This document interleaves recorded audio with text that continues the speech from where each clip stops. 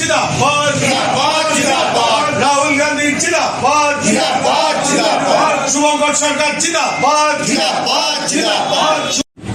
আজকে আমাদের মেইন যে কারণে সুমন রায়চৌধুরী আমাদের মানিকতলা বিধানসভা কেন্দ্রে জাতীয় কংগ্রেসের প্রার্থী ছিল এবং আমাদের রাজ্য কংগ্রেসের প্রেস মিডিয়া ছিলেন মুখপত্র।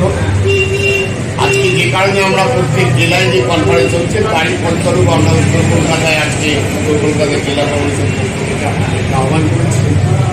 আমাদের মেন দাবি সেগুলো হচ্ছে নীট কেলেঙ্কারি নিয়ে 5টি পয়েন্ট আমাদের মেনলি আমাদের রাজ্য সভাপতি শুভঙ্কর সরকার উনি দিয়ে পাঠিয়েছে আপনাদের কাছে।